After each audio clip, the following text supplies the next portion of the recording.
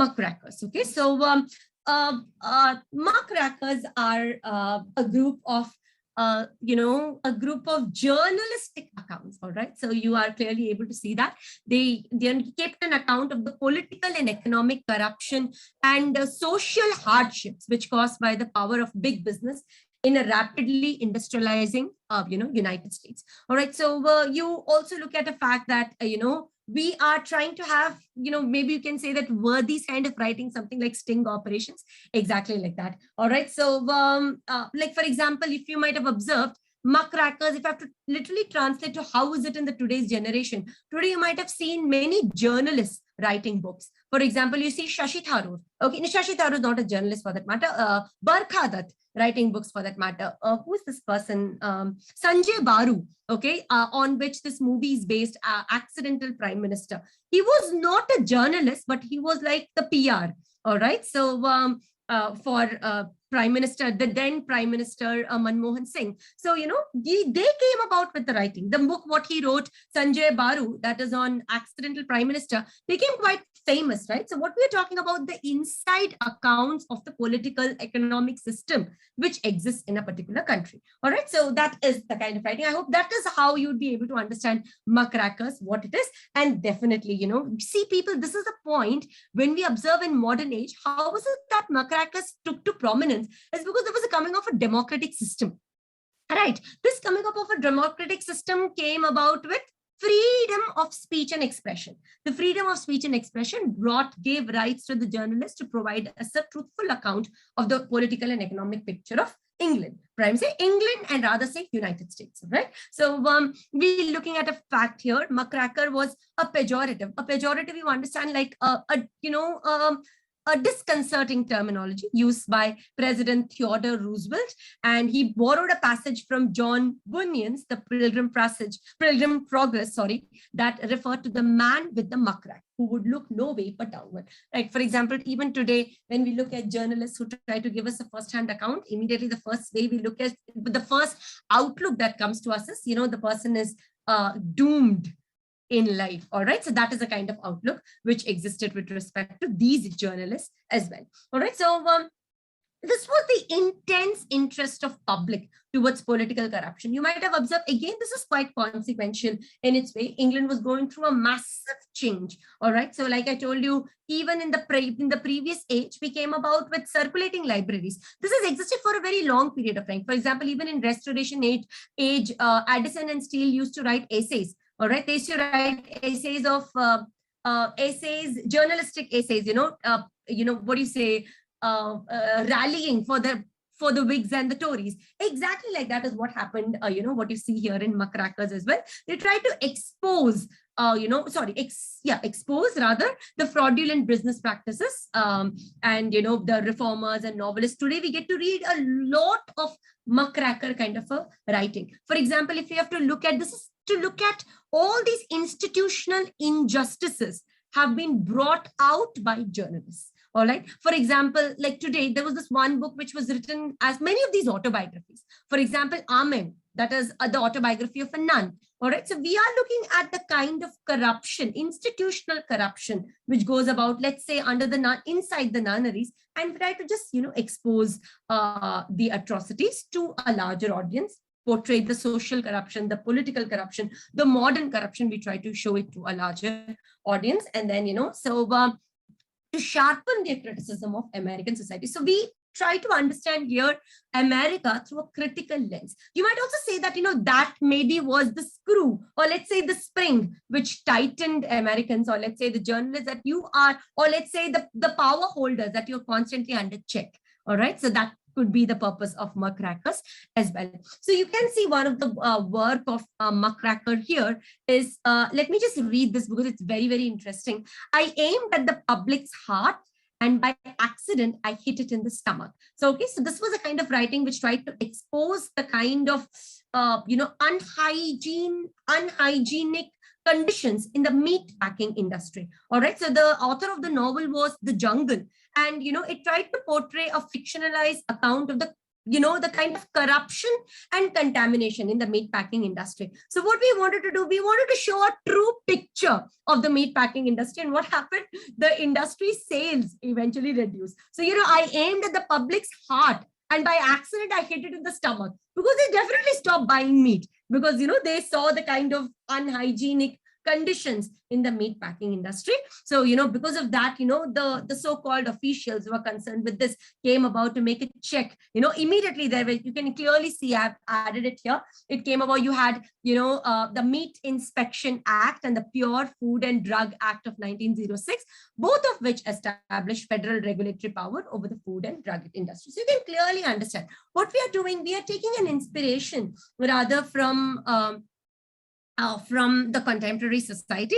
We are actually trying to highlight the injustices in the contemporary society. One might clearly say that the muckrakers are actually indicating as to how technology and the rapid progressive era is actually, is creating a more corrupted and creating a more contaminated world. Maybe that account is what is projected by these muckrakers. All right, at this juncture, I would also want you to keep in your mind one of those writings, for example, and these writings are very raw, mind you. For example, you always know that when you're talking about modern age, the writings of this particular age are extremely raw and quite stingy. Okay, this might immediately pierce you. For example, one of these writings which even take me backseat, because we're talking about this muckrakers not only with reference to England, we're talking about this with respect to America.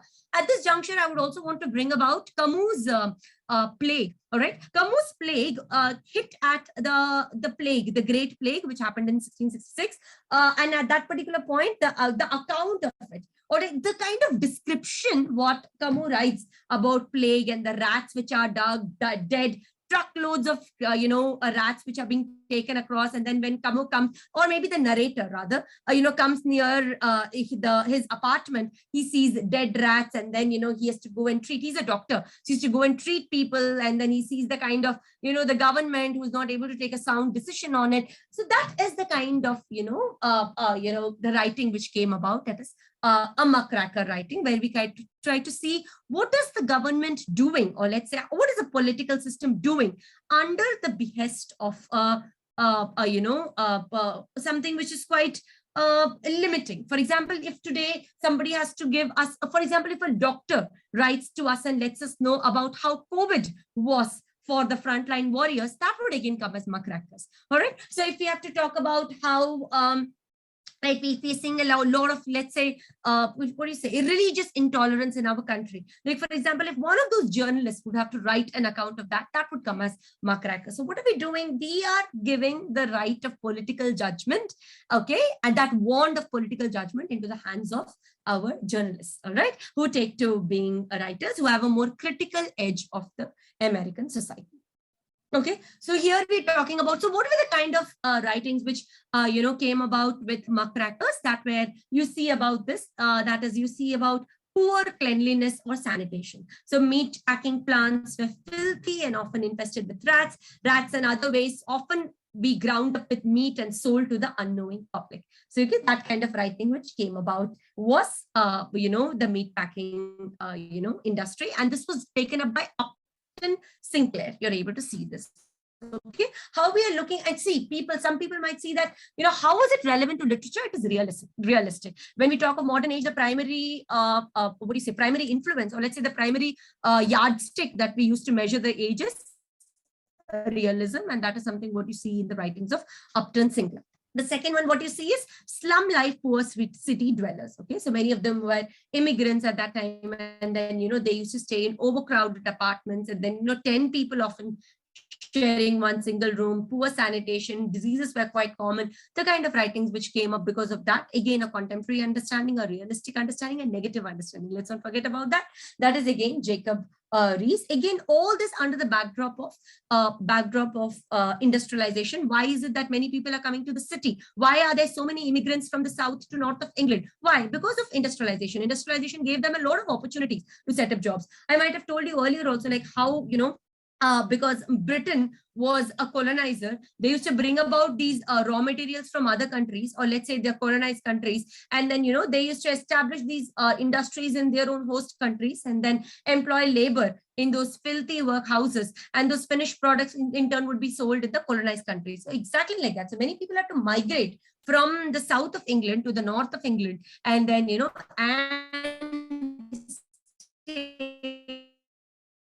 in these poor inhabitable conditions. The next would have nearly total control of an industry. Rockefeller Standard Oil, for example, dominated about 90% of the oil refineries in the US, using unfair business practices and shutting out competition. So, right, what if there is only, for example, if there is only one Standard Oil, corporation, here being only Rockefeller, so it limits the competition of the other emerging petroleum or let's say oil industries or refineries here in that particular say. So we are just projecting or showing the injustices of one particular corporation or one particular institution. Institution is not necessarily an educational or let's say a religious institution. It could be an industry per se. It could be, it could be for that matter, a political house for that matter.